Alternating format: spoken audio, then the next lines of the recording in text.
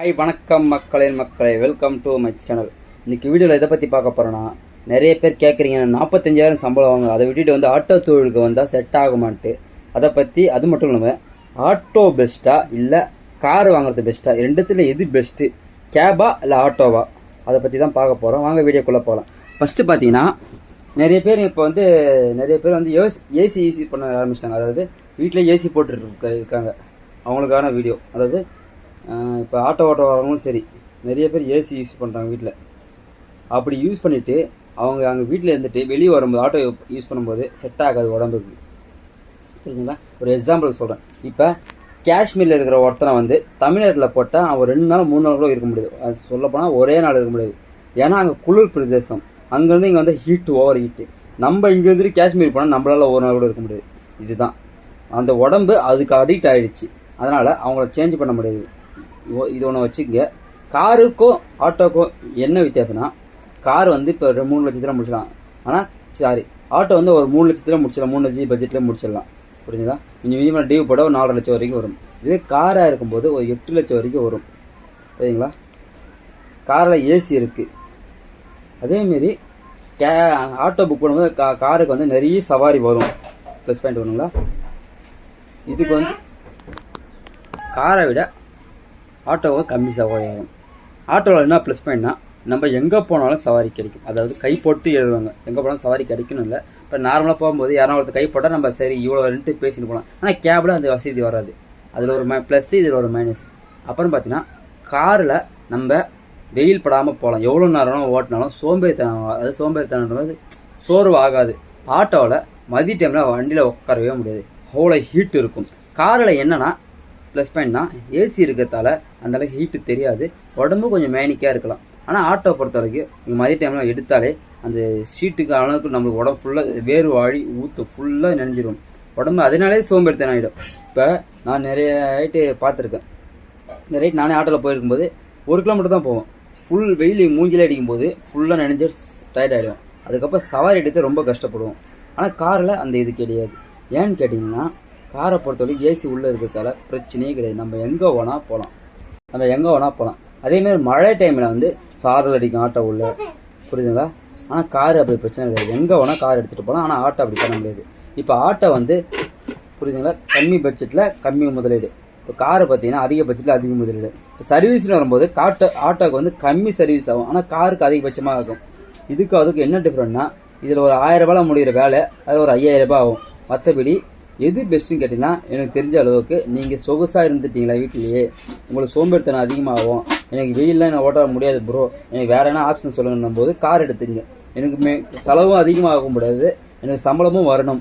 ஒரு நாளைக்கு ஒரு 1500 ரூபா வரணும்னா எனக்கு வருமானம் கரெக்டாக வரணும். அதேமாதிரி செலவு அதிகமாகக்கூடாதுன்னா நீங்கள் ஆட்டோ எடுத்துக்கங்க. புரியுதுங்களா? அதேமாரி எனக்கு ரொம்ப சோம்பேறித்தனம் ப்ரோ, வெயிலெலாம் நான் ஓட்டவே மாட்டேன், நான் ஏசியிலே இருந்து பழக்கப்பட்டவன், என்னால் ஏசியில் இல்லாமல் என்னால் இருக்க முடியாதுன்னு கேட்டால் நீங்கள் கார் எடுத்துக்கலாம். நான் உழைப்பாளி. இதில் 2 கேட்டகரி. ஒருத்தவங்க சோம்பேறித்தனம்னா ஏசியிலே இருந்து பழக்கப்பட்டவங்க, ஏசி இல்லாமல் நான் எவ்வளோ கஷ்டப்பட்டாலும் நான் என்னால் முடியும் அப்படின்னவங்க நீங்கள் தாராளமாக ஆட்டோ எடுத்துக்கலாம். என்னால் சோம்பேறித்தனப்பட்டவன் தலையா, அதில் என்னால் முடியாது, நான் ஏசியிலே இருந்து பழக்கப்பட்டவன்னும் போது நீ கார் எடுத்துக்கிறது பெஸ்ட்டு. புரியுங்களா? இதுதான் இது 2க்கும் உள்ள வித்தியாசம்.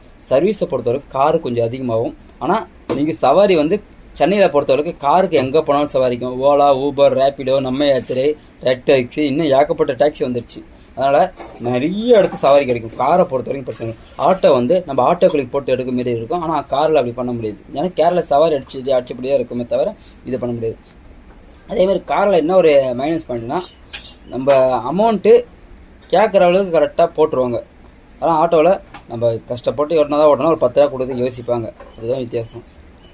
இப்போ இன்னொரு விஷயம் எதுன்னு பார்த்தீங்கன்னா, நீங்கள் டேக்ஸி எடுத்துன்னு சவாரி லாங்கெல்லாம் கிடைக்கும். கிட்டத்தட்ட ஒரு 50 கிலோமீட்டர் 150 கிலோமீட்டர் பாண்டிச்சேரி, திருவண்ணாமலை, மேல்மருவத்தூர், இந்த பக்கம் போனீங்களா ஸ்ரீநல்லூர், எங்கே போனாலும் சரி காரில் போகும்போது ப்ளஸ். ஆனால் ஆட்டோவில் அவ்வளோ தூரம் போகவே முடியாது. இது வரைக்கும் ஹையஸ்ட்டாக ஆட்டோவில் போனது 52 கிலோமீட்டர் போயிருக்கேன். வல்லாரக்கோட்டை முருகர் கோயில். ஆனால் அவனும் ஏமாற்றிட்டான். 800 சில்லரை வந்து 750 ரூபா தான் கொடுத்தான். என்ன சொல்கிறது, இதுமாரி ஏமாற்றுவாங்க. ஆனால் காருக்கு நீங்கள் போனால் ரிட்டர்ன்ஸ் கிடைக்கும். அதே சவாரி விட்டு நான் பேசிக்கிறேன், என்ன திரும்பி ரிட்டர்ன் அங்கேயே விட்டுருங்க அப்படின்ட்டு கிடைக்கும். ஆட்டோவை பொறுத்தவரைக்கு அப்படி கிடைக்காது. காரு வந்து ஐடி தொழிலில் ஓட்டலாம். ஐடி பொறுத்தவரைக்கும் ஐடியில் ஓட்டலாம். ஆனால் ஆட்டோ அப்படி ஓட்ட முடியாது. ஆட்டோவுக்கு வந்து நார்மல் சர்வீஸ் நிறைய கிடைக்கும். அவர் காருக்கு கிடைக்கிது. ஓலா, ரேபிடோ, ஊபர், அம்மையாத்திரை, ரெக் டாக்ஸி, அப்புறம் இந்த ஐடி கம்பெனி புரியுதுங்களா, அதுமாரி வந்து யூஸ் பண்ணலாம். காரை பொறுத்தவரைக்கு நீங்கள் டீசல் பெட்ரோல் வாங்குறது வேஸ்ட்டு. சிஎன்ஜி வாங்கிங்க, அது இருக்கிறதுலே பெஸ்ட்டு. இதெல்லாம் எதுக்காக நான் சொல்கிறேன்னா, உங்களை ஆட்டோ தொழிலுக்கு வர போகிறீங்களா, உங்களால் கஷ்டப்பட முடியும், என்னால் போராட்டம் பண்ண முடியும் தெளிவா, என்னால் வெயிலில் உடனே சம்பாதிக்க முடியும், ஆனால் எனக்கு கம்மி பட்ஜெட்டில் ஆட்டோ வேணும், கம்மி அதாவது ஒரு நாளைக்கு 1500 சம்பாதிக்கணும், எனக்கு ஆட்டோ இல்லை அதிகமாக செலவு வைக்கக்கூடாதுன்னா ஆட்டோ எடுத்துக்கலாம். அதிகமாக ஆட்டோ செலவே வைக்காது, வச்சாலும் கம்மியாக தான் ஆகும். அப்படியே இன்ஜின் சீசனாலும் 20,000க்குள்ளே தான் ஆகும். புரியுதுங்களா, இதுதான் விஷயமே. அதேமாதிரி ஆட்டோ கரெக்டாக மெயின்டைன் பண்ணி கரெக்டாக ஓட்டினா கரெக்டாக வருமானம் வரும். ஆனால் 45,000 வாங்கிட்டு ஒரு நண்பர் சொன்னால் 45,000 வாங்கிட்டு இந்த தொழிலுக்கு வரப்போற தயவு செஞ்சு வந்துடாதீங்க. உங்களுக்கு 45,000 வாங்கிட்டு வரும்போது இன்றைக்கி எங்கள் நிலைமை பார்த்தீங்கன்னா, ஒரு நாள் 2,000 சம்பாதிக்கலாம், ஒரு நாள் 3,000 கூட சம்பாதிக்கலாம், ஆனால் ஒரு நாள் 250 ரூபா சம்பாதிக்கணும். அதேமாதிரி வீடியோவும் போட்டிருக்க பாருங்க. இன்றைக்கி பார்த்தீங்கன்னா ரொம்ப ரேராக இருக்குது. நான் 1 மணிக்கு போய் இப்போ டைம் பார்த்தீங்கன்னா 4 மணிக்கு வந்தேன். இவ்வளோ சம்பாதிச்சிருக்கேன், 180 ரூபா சம்பாதிச்சிருக்கேன். இதுதான் நிலைமை. புரியுதுங்களா, ஒரு நல்லாவும் வரும், ஒரு நாள் வராமல் போயிடும். இது ஏன் மணி நீ முன்னாடியே சொல்லக்கூடாது, வரும், வருமானம் வரும், இதெல்லாம் தாங்கிக்கிட்டு தான் ஆகணும். இப்போ பார்த்தீங்கன்னா 5 கிலோமீட்டருக்கு பார்த்தீங்கன்னா நான் 55 ரூபா அடிக்கிறான். புரியுதுங்களா, இதெல்லாம் பார்த்தா மைண்டு அப்படியே ஹேங் ஆகி நின்றுடும். அதெல்லாம் சமாளித்தாதான் நம்ம வாழ்க்கையில் முன்னுக்கு வர முடியும், ஆட்டோ தொழிலில் இருக்க முடியும். எனக்கு ஒரு நாள் ஆட்டோ ஓட்டி இன்னும் தலைவா 5 கிலோமீட்டர் 55 ரூபா அடிக்கிறான்னு எங்களை கேட்கக்கூடாது. கண்டிப்பாக அடிப்பான், அடிச்சே ஆவான். அதை நம்ம சவாரி தகுந்த மாதிரி எடுத்துக்கணும். புரியுதுங்களா, எல்லா சவாரியும் எடுத்து ஓட்டினா கட்டுப்படி ஆகாது. நம்ம எந்த சவாரி எடுக்கணும் நம்மளுக்கு தெரிஞ்சிருக்கணும். புரியுதுங்களா, இது போனால் இது கட்டுப்படி ஆகும். இப்போ ஒரு 5 கிலோமீட்டர் 120 ரூபா போனால் கட்டுப்படி ஆகும். அதே 5 கிலோமீட்டர் 55 ரூபா போனால் கட்டுப்படி ஆகுமா, ஆகாது. கிலோமீட்டருக்கு 20 ரூபாயிலேருந்து 18 ரூபாய்க்குள்ளே கொடுத்தா நீங்கள் தாராளமாக போகலாம். ஆட்டோவை பொறுத்தவரை காருக்கு 20 ரூபாய்க்கு மேலே இருந்தால் தான் போகலாம். புரியுதுங்களா, இதுக்கு அதுக்கு தான் வித்தியாசம். நீங்கள் ஆட்டோ எடுக்க ஓட்டுற மாதிரி இருந்தால் உங்கள் இஷ்டம் தான், கார் எடுத்தாலும் உங்கள் இஷ்டம் தான். டியூ வந்து ஆட்டோவை பொறுத்த வரைக்கும் நீங்கள் போட்டு டவுன் பேமெண்ட் கட்டுறதுக்கு காருக்கு அதேமாதிரி தான். நீ முடிஞ்ச அளவுக்கு கார் எடுக்கிற மாதிரி ஐடியா இருந்தால் சிஎன்ஜியில் எடுத்துக்கங்க. அதுக்கப்புறம் மாடல் ஆப்ஷன் வந்து உங்கள் இஷ்டம். இதுதான் இன்னையோட வீடியோ. மறக்காமல் இந்த சேனலை பிடிச்சிருந்தா மறக்காமல் சப்போர்ட் பண்ணுங்கள். இந்த வீடியோவில் எதனா கருத்து இருந்தால் கமெண்ட் பண்ணுங்கள். நன்றி, வணக்கம்.